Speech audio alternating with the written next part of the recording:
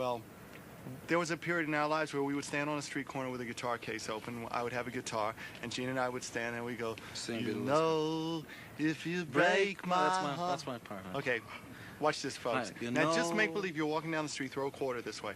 You know, if you break my heart, I'll go, but I'll be back again, 'cause I told you once before goodbye. See, all that nasal We would stuff, do that. you were just marvelous. And then sooner or later, someone would walk down the street, and it was usually a neighbor of mine, and go, Stanley, what are you doing down here? You look so cute. I remember that. And he's going, oh, good. Get out of here. Take your dollar and fucking beat it. We had, it was a trio now. We had gotten Peter Criss. Peter Criss was in a bar band in Brooklyn. You're gonna play that song for my girl, right? Yeah. And that was the kind of club it was. We went in there, we were sitting... in there, we'd like to dedicate Ave Maria to... And we went to see him play in a small club. It was called the King's Lounge. A very nice club, very nice people were sitting on... Hey, this is good. What do you got there? Hey, what are you, a boy or a girl? Oh, girl. Get out of here. That kind of club. And then, so all of us are driving down Queens Boulevard in New York City, and we're trying to think of a name. And everybody's kidding around, and he throws out, hey, what about Kiss? And nobody was laughing at that. Yeah. I came to New York City, you know, trying to put together a band that would play my material. I hadn't met anybody that was a writer. I thought I was the only one that wrote songs. And then this mutual guitar player friend of mine, who was in an old band that I was in, introduced me to Paul. And the first time we met, I must have made a wonderful impression, because I said, oh, so you play you can write songs too, huh? Yeah, let's see what you got. I go, okay. And I sit down, I play a song, he goes, that's not bad. It's not bad. Okay. In fact, I remember the first song was Sunday Driver, which was later a song that... And it wound up on our first album. First record. We changed it to Let Me Know. Anyway, he thought I was a real putz, and probably from his perspective he was right. But the first time we were ever together in any relationship, aside from the secret one, of course, is that I rented his band my amplifiers, because they were playing in a club and I had these Marshalls. He was going on stage. We were playing, it was actually like a coffee house, you know, like a real hippie kind of place. And he came on first with this acoustic guitar, and he's playing these songs. I didn't have a group. I love Eskimos, you know. Right? That's pretty close. I had written all sorts of songs. My mother is beautiful. You know? Yeah. And then we came on, turned up the amps, and we started playing, and we were playing. And here's another funny story. I had then started an additional group with somebody else to do my material, and we needed another guitar player. We put an ad in The Voice. He answered the ad, and we never called him. He didn't sound right. He sounded like a flake. Time goes by. The next generation starts.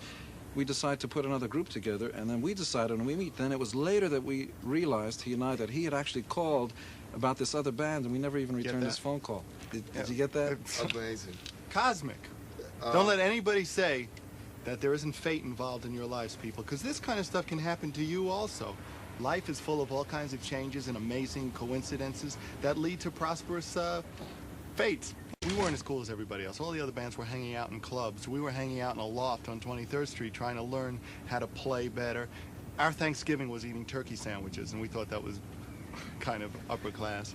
I'll tell you a funny story. Is our drummer at the time, Peter Criss, was very depressed about, well, things aren't going so well. This was only after 4 months of rehearsal, and we were putting on one of our first concerts in New York City, a hall that we rented. We advertised for it and everything. So I rented a limousine, and we went to this place with girlfriends, equipment, everything, in this stretch. It was like a stretch Mercedes. Yeah, it was with amazing. everything in there. Went up to this sleazy prostitute hotel on 43rd and 6th in New York City. You get out and bums are there, but we came in style. That's Go right. up to the second floor of this like sleazebag hotel, play our hearts out. You know, it was a great way to start. One of the first shows we ever did, limousines. We always thought of ourselves as a band playing an arena or a stadium. You know, bands try to do that nowadays, which is real nice, but I think it's definitely the right attitude. I mean, when we started off, we were a band that never played clubs.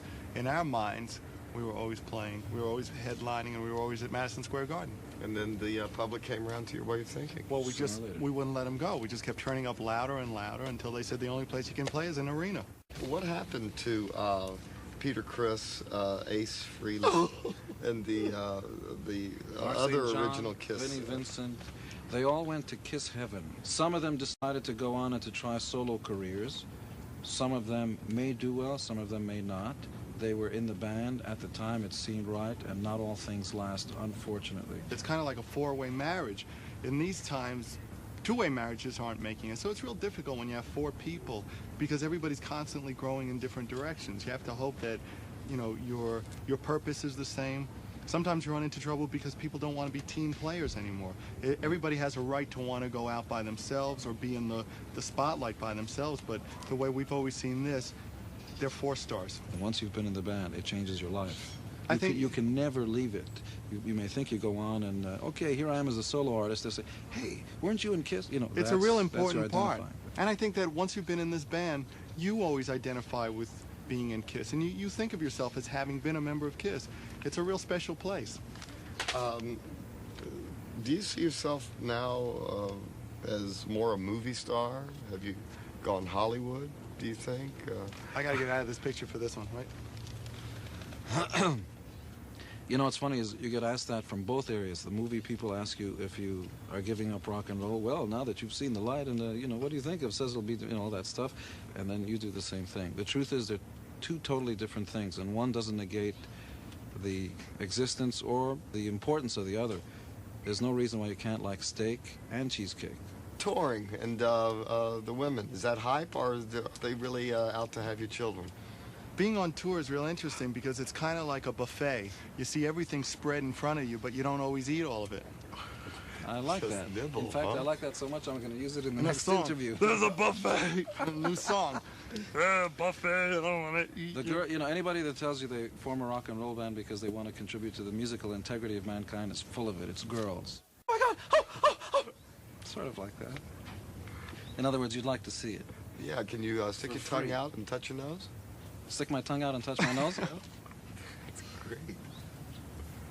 Thanks. Thank you. Would you like to see it wiggle or something? Would you like to come in for a real close-up? Yeah. Come in on my mouth, sweetheart. Come here. You ready?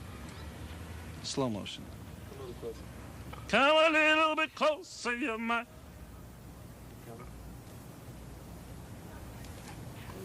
Are you ready?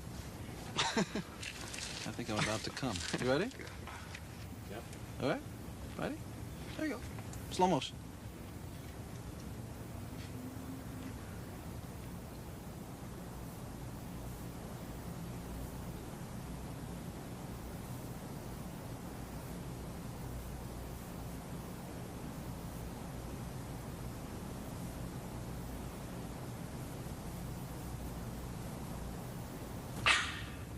Thanks.